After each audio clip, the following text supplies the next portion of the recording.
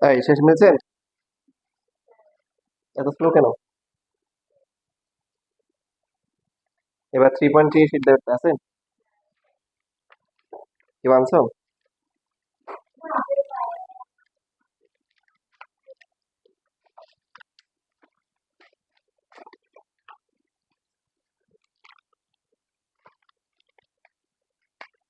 পরীক্ষা দিবে কে কে আজকে? যারা দেয় নাই তারা দিবে। ও তোমাদের হুম তোমাদের এমসিকিউ দেখা হয় না?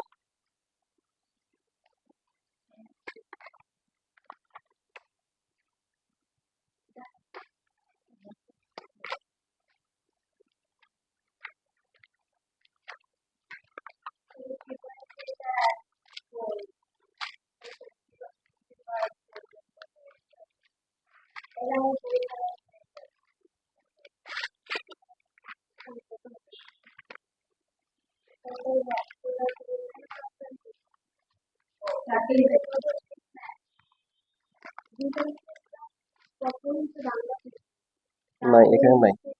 তোমাদের কারো কাছে আছে?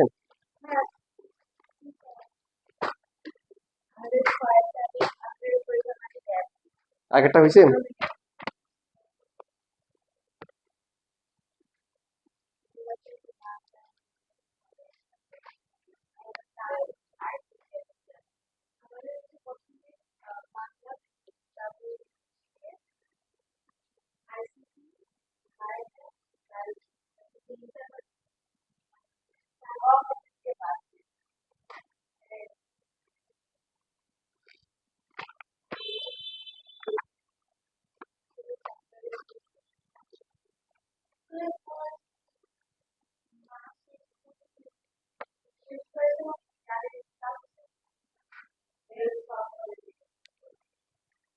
2-3টা করে করবে তারপর শেষ নাকি?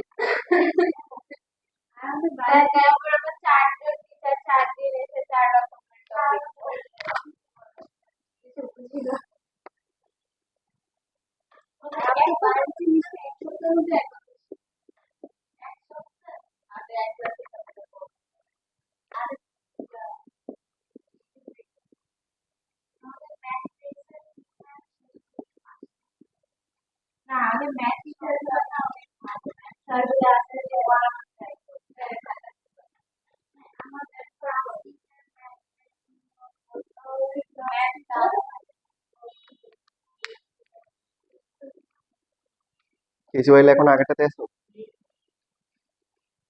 নামিয়ে পারছো আগেরটা? মাহা, তাসনিম, বাকিদের কি অবস্থা? মাহার মিলছে? তাসনিমের?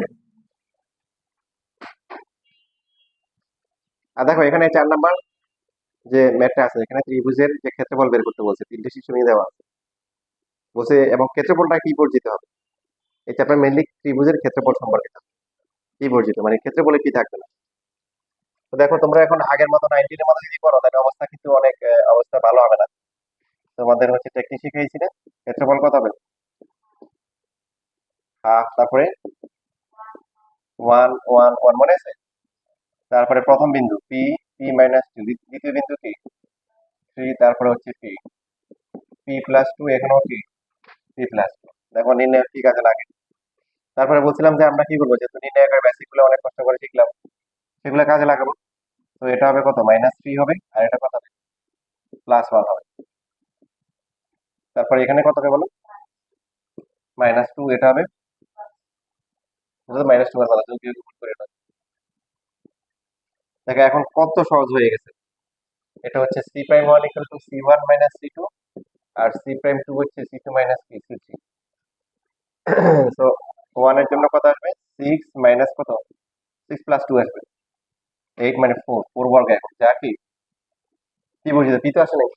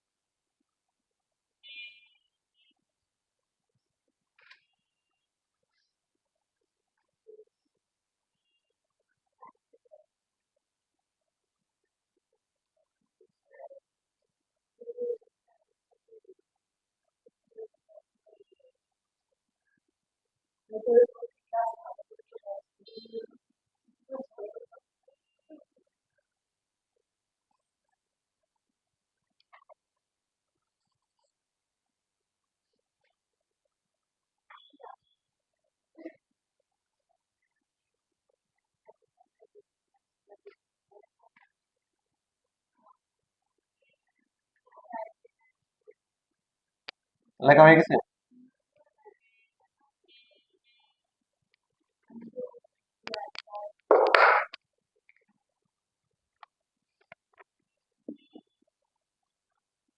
একটা ত্রিভুজের 3টা শীর্ষবিন্দু আছে।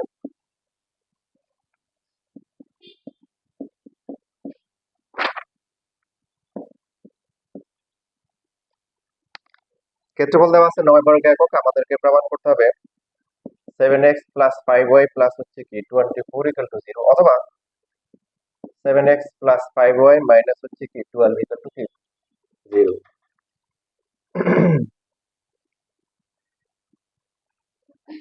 ক্ষেত্রফল হচ্ছে 1 1, তারপরে কি 1 প্রথম বিন্দু, তারপরে কি দ্বিতীয় বিন্দু, তারপরে কি তৃতীয় বিন্দু। তো পরে কি আসবে, এখানে এই ত্রিভুজের ক্ষেত্রফল করলেই প্রথমেই খুশিয়ে যাওয়া উচিত, তাই না? কারণ প্রথম কলামে সবসময় কি থাকবে, প্রথম রোতে 3টে মান থাকবে। 3টে মান আসা মানে পরের পরের লাইনে কি 2টা কি আসা, 0 আসে। এটা হচ্ছে -7। সাইড লিখে দিও, সি আগেরটা। এবার বিস্তার করো, প্রথম সারি বরাবর বিস্তার করলে কি 0 0 বাদ যাবে, আসবে কত, -7x প্লাস হচ্ছে কি 14 -5y -3 20। তাহলে হাফ ইন্টু -7x -5y, আর এখানে কত আসে, মাইনাস কি আসে, 6। এবার প্রশ্ন মতে কি লিখবো, হাফ ইন্টু -7x -7y -6, এটার কি পরম মান নিতে হবে। পরম মান নিয়ে লিখবো কত, এটা ক্ষেত্রফল দেওয়া আছে 9 দেওয়া আছে, তোমাদের 19 শিখেছিলাম মনে আছে? কারণ এই মানটা তো প্লাস হতে পারে মাইনাস হতে, আমি জানি না, আননোন। এই জন্য এটা কি দিতে হবে, পরম মান নিতে হবে। নেওয়ার পরে তাহলে হচ্ছে -7x -5y -6 equal to plus minus কত, 18 হবে। পরম মান উঠে গেলে আবার প্লাস মাইনাস দিতে হবে। দেওয়ার পরে একবার প্লাস ধরে কাজ করবে, আরেকবার কি মাইনাস ধরে কাজ করবে। তুমি যদি মাইনাস, এতগুলো মাইনাস পছন্দ না হয়, প্রথমে একটা কাজ করো, প্রথমে উদ্ভবকে মাইনাস দ্বারা গুণ করো, এটার কোনো পরিবর্তন হবে, মাইনাসটা প্লাস হয়, প্লাসটা মাইনাস হবে। এবার প্লাস মাইনাস ধরে করে, একবার প্লাস একবার মাইনাস।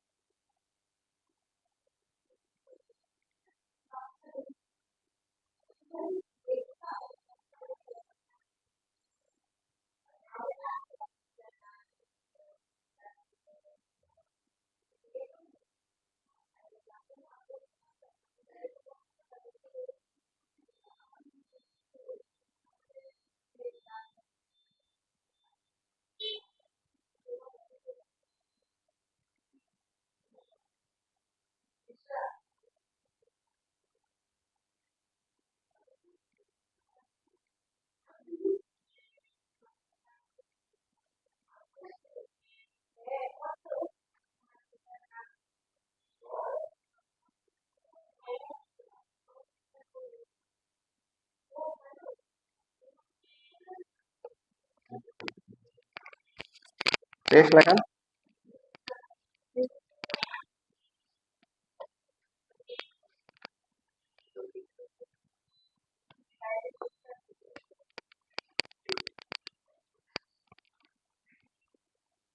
আমার কথা বলছো না?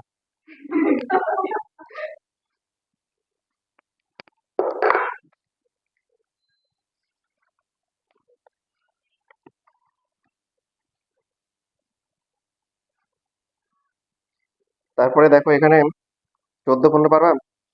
শীত তো নাই মনে হয়।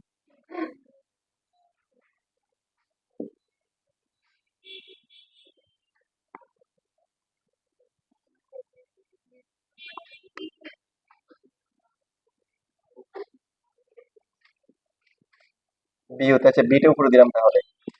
এ সি ক্ষেত্রফল তো বের করতে পারবো এখন। এই বি থেকে সি বা ইসির পর লম্ব ধরো, এটা কি বের করবো বলো? কি বলতে হবে?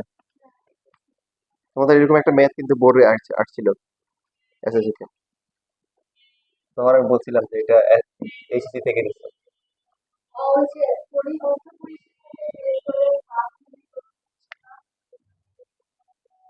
আর সহজে বলো, ঠিক বলছো, আর সহজে বলো।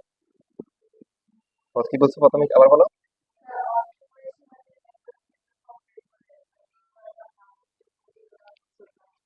অর্ধপরিসীমা দিয়ে করার কি দরকার? তুমি তো স্থানাঙ্ক দিয়ে ক্ষেত্রফল বের করতে পারো। স্থানাঙ্ক দিয়ে বের করার পরে হাফ ইন্টু এই যে ভূমি গুণ উচ্চতা ইকুয়াল টু ওই ক্ষেত্রফলটা হবে। এখান থেকে এসি এর মান বের করতে পারো দ্রুত। বুঝছো? করো। প্রথমে ক্ষেত্রফল বের করতে হবে। আচ্ছা, তাসিম বুঝো নাই? তাহলে বুঝছো? আচ্ছা, করো তাহলে।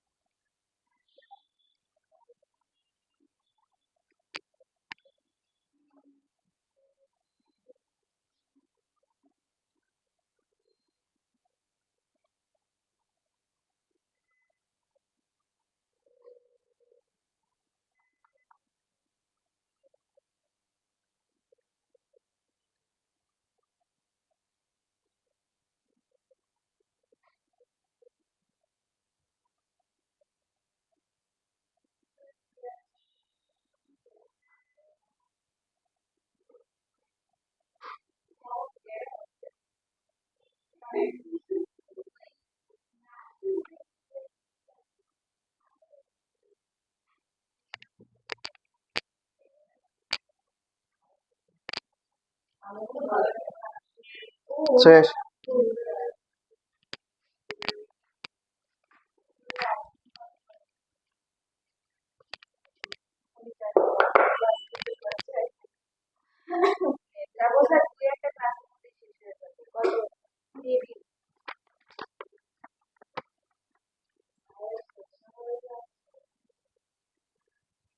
দেখো আমাদের 3.3ও শেষ হয়ে যাবে তো ইনশাআল্লাহ।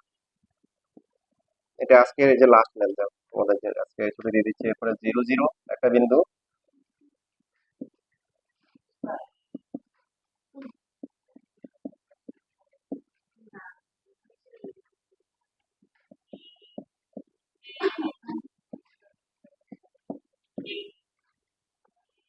তিনটে শীর্ষবিন্দুর স্থানাঙ্ক দেওয়া আছে। তাহলে ক্ষেত্রফল কত হবে?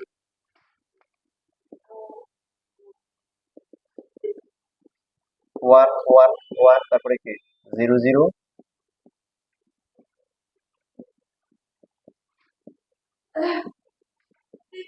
এখানে তো হচ্ছে ডাবল খুশি হওয়া উচিত, তাই না? কেন? ভেরি গুড, হ্যাঁ, এটা বুঝতে পারছো, কারণ এখানে মাইনাস করে আনতে পারো, দরকার নেই। তোমার তো ফার্স্ট যে কোনো রো অথবা কলাম আমরা এক্সপার্ট করতে বিস্তার করতে পারি, তাই না? ফার্স্ট কলাম বরাবর করলে কি a স্কয়ার ইনটু কি আসবে? cos আলফা ইনটু কি cos বিটা, তারপরে আসবে মাইনাস মাইনাসে প্লাস হয়ে যাবে a স্কয়ার ইনটু কি sin আলফা ইনটু কি sin beta. a square common যাওয়ার পরে কি থাকবে? cos alpha cos beta plus হচ্ছে sin আলফা। ত্রিকোণমিতি তোমাদের কিন্তু কিছু কিছু ছাড়বে না, ঠিক আছে? বলো এটা কি হয়? Very good, cos alpha minus বিটার ফর্মুলা দেখো।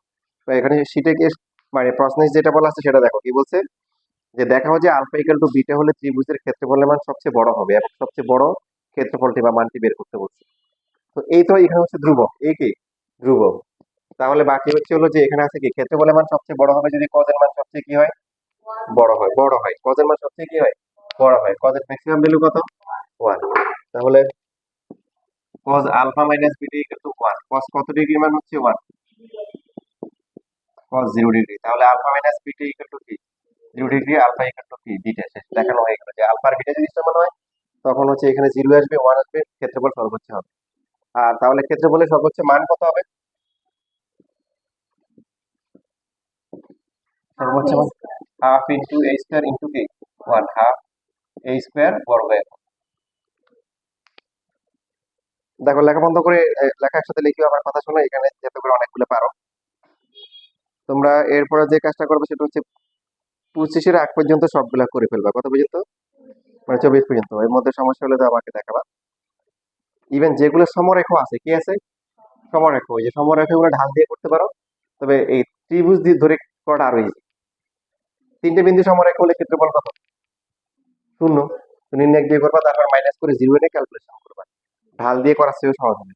বুঝছো না? বুঝো না? সমস্যা হলে আমি আছি, 24 পর্যন্ত করতে হবে। এটা কার? না না, এখন না, এখন তো 24। পরীক্ষা দিবে কি এখন? আজকে দিব না?